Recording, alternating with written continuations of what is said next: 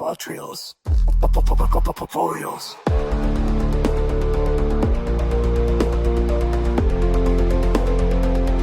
Fotocontorios.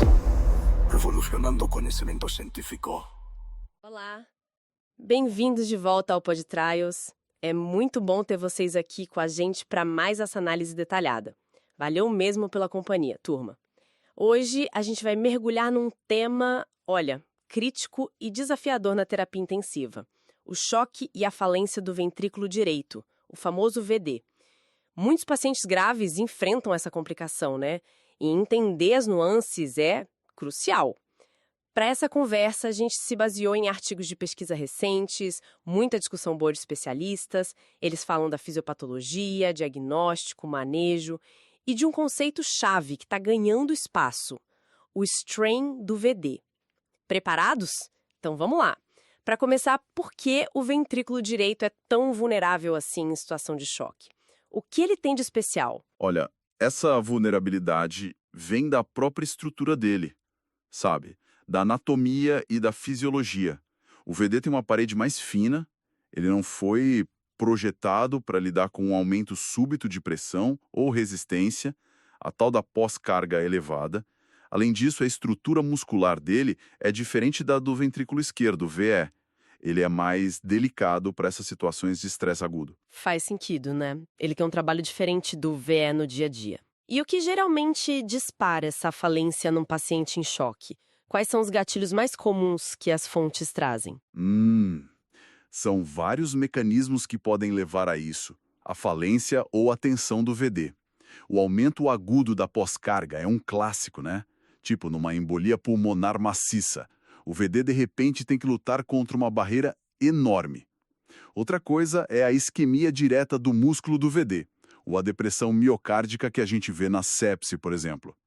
E tem um fator que as fontes batem muito na tecla: a interdependência ventricular. Isso é chave. Interdependência ventricular? Isso soa como se um problema no VD pudesse ferrar o VE e o contrário também? Tipo um efeito dominó? Exatamente isso. Pensa que eles dividem o septo, aquela parede no meio, e estão dentro do mesmo saco, o pericárdio. Quando o VD dilata muito rápido por causa da sobrecarga, ele não só prejudica a si mesmo, aumentando o estresse na parede, comprometendo a chegada de sangue para ele, mas ele também empurra o septo para a esquerda. E aí atrapalha o VE. Esse desvio do septo diminui o espaço para o VE encher direito. Aí o que acontece? Cai o débito cardíaco esquerdo, cai a pressão arterial, e isso pode piorar ainda mais a perfusão do próprio VD. Vira um ciclo vicioso terrível que piora o choque. E não pode esquecer que o VE ajuda o VD a ejetar sangue pela contração do septo, coisa de 20% a 40%. Se o septo está desviado, essa ajuda diminui também. Nossa, que complexo! É um equilíbrio muito delicado mesmo. Falamos em tensão ou strain do VD. O que isso significa na prática, além da ideia de estresse? E por que é tão importante identificar? Então, strain, nesse contexto, é um termo mais técnico da ecocardiografia. Ele mede a deformação do músculo cardíaco durante a contração. Geralmente, a gente mede com uma técnica chamada speckle tracking. É como se a gente rastreasse pontinhos no músculo pelo ultrassom para ver o quanto ele está esticando e encolhendo de verdade. É uma medida considerada mais sensível da função do músculo em si do que as métricas mais antigas, tipo fração de ejeção do VD ou o TAPSE. O TAPSE é aquela medida do movimento do anel tricúspide, né? Isso, a excursão sistólica do anel tricúspide. O strain consegue pegar alterações mais sutis.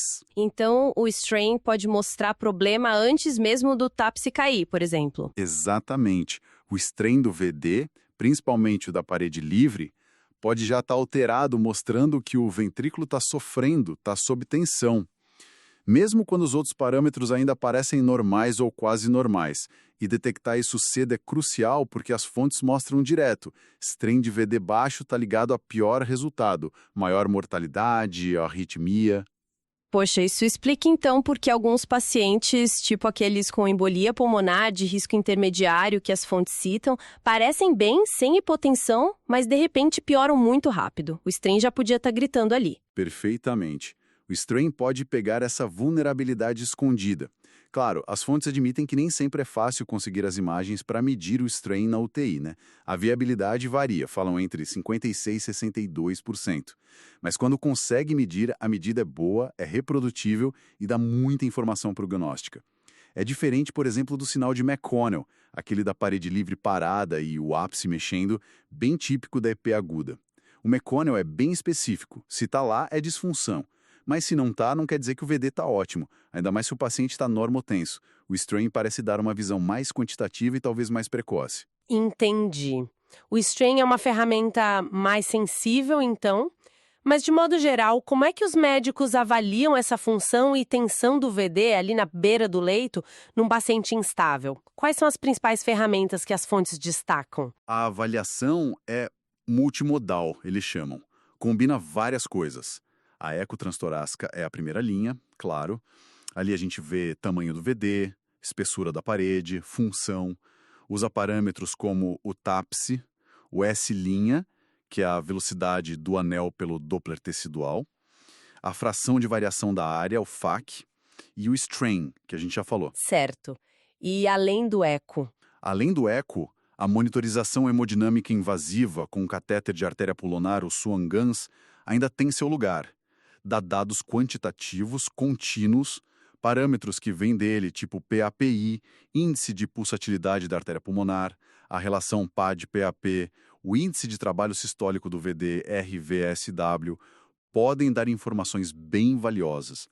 E, claro, tem a tomografia, a ressonância cardíaca, que dão detalhes da anatomia, do tecido, mas não são para usar ali na hora, dinamicamente na beira do leito, né? As fontes parecem dar um destaque especial para alguns desses parâmetros do eco e da hemodinâmica.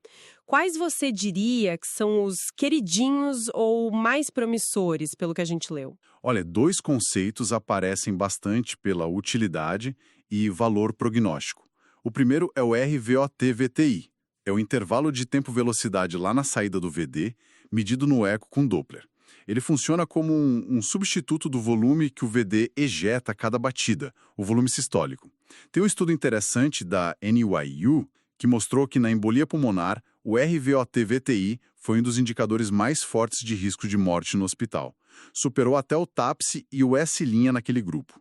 E até a forma da curva do VTI dá pista, sabe? Se tem um entalhe, um notch, pode indicar que o VD está ejetando contra uma resistência muito alta lá na frente. Interessante isso do VTI. E o segundo conceito? O segundo é o acoplamento ventrículo direito artéria pulmonar, ou RVPA coupling. Isso basicamente olha a relação entre a força do VD, a contratilidade dele, e a carga que ele enfrenta, a pós-carga na artéria pulmonar. Mede a eficiência, né? Uma forma prática de estimar isso no eco, que as fontes sugerem, é dividir o TAPSE pela pressão sistólica da artéria pulmonar, a PSAP, que também é estimada no eco. Vários estudos mostraram que essa razão TAPSE-PSAP baixa, tipo menor que 0,33, 0,31 em alguns trabalhos, é um preditor forte de mortalidade e de baixo débito, em várias situações críticas.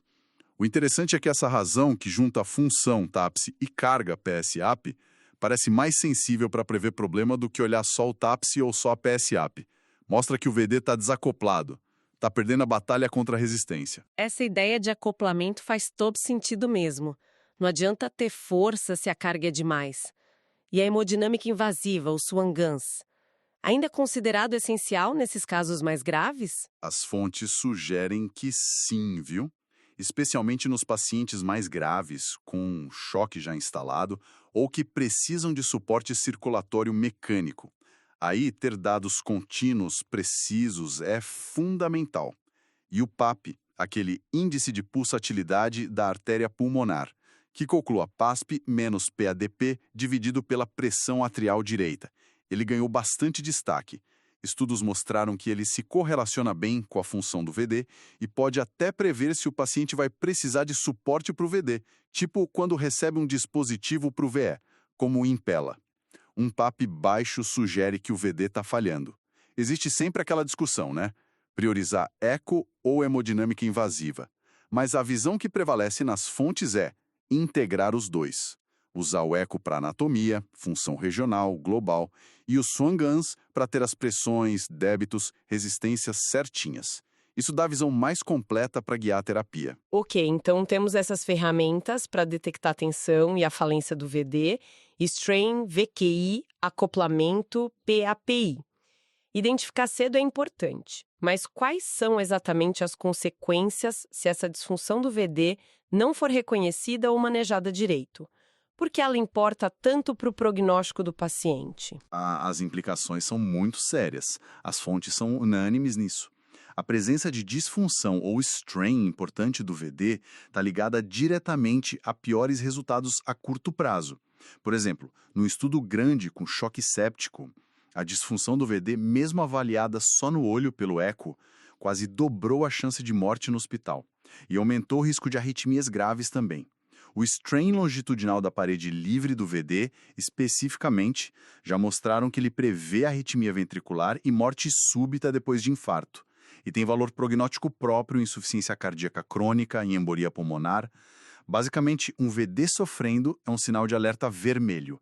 Indica maior risco de morrer, maior risco de complicação e uma recuperação que pode ser mais lenta ou nem ser completa. Fica bem claro o porquê de tanta atenção recente no VD. Agora, a parte crucial. Detectamos o problema, entendemos os riscos, como a gente pode intervir? Quais são as estratégias de manejo que as fontes discutem para ajudar esse ventrículo que está pedindo socorro? O manejo, pelo que descrevem, tem alguns objetivos principais, né? E eles estão ligados. Primeiro, reduzir a carga do VD, descarregar ele. Segundo, dar um suporte direto para a função dele, se der. Terceiro, otimizar a pré-carga, o enchimento, que é um equilíbrio bem delicado no VD. Quarto, garantir que o oxigênio chegue nos tecidos. E, claro, o mais importante, tratar a causa base do choque, da sobrecarga. As estratégias para isso são várias. Começa com o manejo vasoativo cuidadoso. Aqui tem que ter muito cuidado. Por exemplo, no choque séptico, um estudo sugeriu que mirar uma PAN um pouco mais alta com noradrenalina, até uns 90 milímetros de mercúrio, pode melhorar o TAPSE do VD, talvez por melhorar a perfusão do próprio VD. E naquele estudo, não pareceu piorar a resistência pulmonar. Mas, por outro lado, na embolia pulmonar, você pode tentar um inotrópico, tipo do butamina, mas tem que ficar muito de olho na resposta. Se o débito cardíaco não melhora, talvez monitorando com RVO-T e VT, isso pode indicar que o VD já está no limite, não tem mais reserva. Aí precisa urgente de algo para tirar a carga dele, tipo tirar o trombo ou dar suporte mecânico. Não é só dar mais força. Entendi, não é uma receita de bolo. E quando as drogas não dão conta? Aí entra o suporte circulatório mecânico, o SCM. Essa é a opção quando a terapia com remédio falha ou quando a falência do VD é muito grave ou é a causa principal do choque, como na EPI maciça. Existem dispositivos específicos para o VD, percutâneos, tipo o Impella RP, o Protect Duo, que a gente pode inserir para bombear o sangue direto para o pulmão, meio que dando uma folga para o VD se recuperar. Para casos ainda mais graves, ou como ponte para recuperar ou tratar definitivamente, tipo tirar o trombo na EP de alto risco, aí pode precisar de ECMO veno-arterial. Ela dá suporte para os dois ventrículos e para a circulação toda. As fontes também falam de um cenário complicado, a falência do VD que pode acontecer depois de colocar um suporte para o VE, um LVAD. Prever isso é difícil, aí falam de usar o PAPI, outros scores de risco, ou até usar um suporte temporário para o VE primeiro, para ver como o VD reage antes de partir para o LVAD definitivo. Nossa, decisões bem complexas. São trombólise, remédio para dissolver o coágulo, embolectomia cirúrgica, tirar na cirurgia, ou trombectomia mecânica por catéter, tirar com dispositivo pelo catéter. Decidir qual usar e quando escalar para SCM nesses casos é dinâmico. Depende da estabilidade do paciente, da resposta às primeiras terapias nas primeiras horas, da evolução de marcadores como o lactato. Se o paciente não melhora rápido, o lactato não cai. Aí a necessidade de SCM ou de tirar o trombo de forma mais agressiva fica urgente. Dá para ver que o monitoramento contínuo é absolutamente chave para guiar essas decisões todas, né? para saber não só o que fazer, mas quando fazer. Acertei. Fundamental. As fontes reforçam muito isso. O uso inteligente dos Swan-Guns para ter os dados hemodinâmicos seriados, PAPI, RVSI, saturação venosa mista, combinado com a avaliação do eco frequente, olhando strain, VTI, acoplamento, tamanho do VD, é o que permite ver se está piorando ou respondendo à terapia. Isso ajuda a definir a hora certa de começar, de intensificar ou até de tirar o SCM e outras terapias. Ajustar a estratégia para o paciente dinamicamente. Olhando para o futuro agora, o que tem de novo nessa área? O que as fontes apontam como tendência na compreensão e no manejo da falência do VD? O campo está evoluindo? Sim, com certeza está evoluindo. Os avanços que os materiais destacam vão para algumas direções bem claras. Primeiro, usar mais na rotina e validar cada vez mais essas técnicas de imagem de deformação, o strain, na UTI, mostrar que dá para fazer e que tem valor. Segundo, validar índices hemodinâmicos ali da beira do leito que sejam mais fortes e específicos para o VD, como o PAP, que se mostrou útil para guiar o suporte. Terceiro, criar bancos de dados maiores de referência para esses parâmetros como o strain, vindos até da ressonância magnética, para ajudar a padronizar a interpretação. E quarto, um esforço para achar limites, valores de corte específicos para o strain que possam prever resultados em cenários particulares, tipo antes de cirurgia para hipertensão pulmonar crônica. Mas o que eu acho mais fascinante é a tendência para criar protocolos de manejo mais integrados, mais personalizados. Isso significa juntar logo cedo a imagem avançada, tipo eco com strain, com a hemodinâmica invasiva quando precisar, para ter um retrato completo da situação do VD e da interação dele com o pulmão. E com essa avaliação detalhada, usar algoritmos mais espertos para decidir sobre o tipo e a hora do SCM, ajustando a estratégia para cada pessoa. Então, para a gente fechar tudo isso que a gente explorou aqui nas fontes, qual seria a grande mensagem final? O que é essencial levar para casa sobre choque e falência do VD? Olha, a mensagem principal é clara. Não dá para negligenciar o ventrículo direito no paciente crítico. Não dá para ele ser só um coadjuvante. A falência dele é comum, é grave e é um sinal fortíssimo de que as coisas podem ir mal. A gente precisa ativamente ir além dos parâmetros básicos, usar ferramentas mais avançadas como o strain, o RVOT-VTI, avaliar o acoplamento VDAP.